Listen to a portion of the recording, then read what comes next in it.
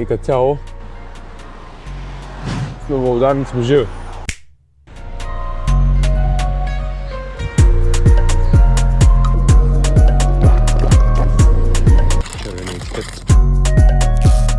Аз тази тема не знам сега да я отварям, защото защо да не отворим? Има тая борба между дявола и между Бога за нас, за човека, нали? Дявол иска да те придърпа, а Бог иска той да те придърпа. Нали? Това го слагам в кавички, но идеята, че Бог се бори за качествата на човек, че той може да вярва, че той може да е добър, че той може да прави тези неща.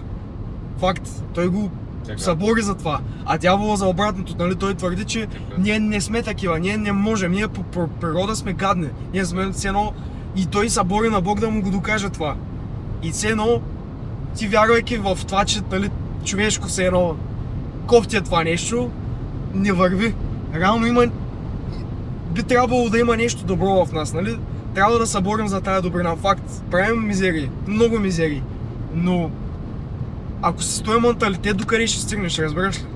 Някакси трябва човек да вярва в доброто, дори в нас. Трябва да си с този менталитет на човешко все едно. Да. И пак казвам, изпадал съм на такива моменти на катарзис, доста така има такива периоди, губа доверие, защото някой прави някаква мизерия на мене, на някой близък. Човек, гадно е, нали, в такъв момент малко се сумяваш духом, има го този период, но издигаш се пак, все едно трябва да вярваш, защото пък другото време усещаш, всички са хора, виждаш как всички правят добро на всеки. Проблемът е синтезираш. Синтезираме, трябва да вярваш в човека, че може да прави добри неща, не само мизерии. Защото то мизерии, брат, ти ако тръгнеш да ги търсиш, ясно. Но тая гледна точка, че можем да правим добро.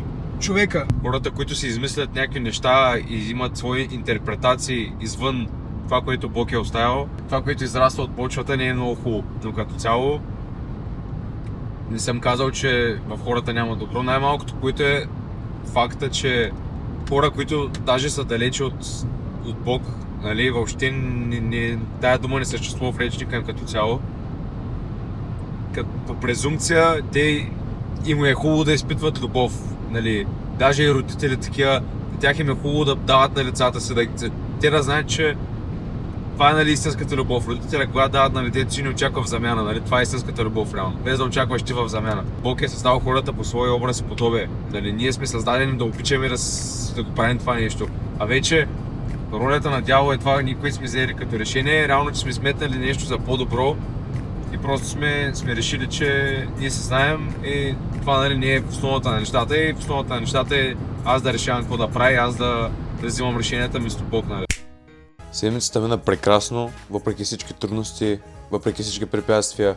Беше изпълнена с много работа, много задачи, много трудности, много неизвестни, но и както казах в началото на клипа, за това съм благодарен, че сме живи, защото имаме привилегията да го живеем това нещо с всичките му перипетии.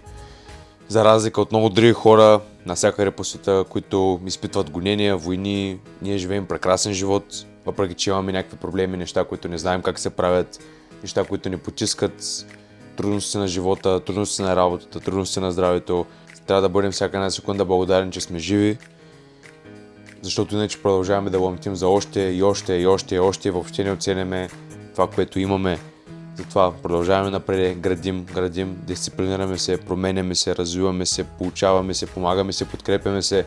Преминаваме към следващата седмица, натискаме залите, натискаме работа, натискаме себе си от предния ден, защото в крайна сметка, колкото е банално да звучи това истината, трябва да се съревноваваме с човека от вчера, който виждаме в огледалото, не с някой друг в социалните мрежи, не с хора, които карат ламборгинита, изкарват по 10 000 лева на секунда от курсове и тем подобни. Не, ти трябва да гониш човека от вчера, човека, който е имал слабости, човека, който е имал изкушения, човека, който е нагрубявал, е обиждал, игнорирал, пренебрегвал.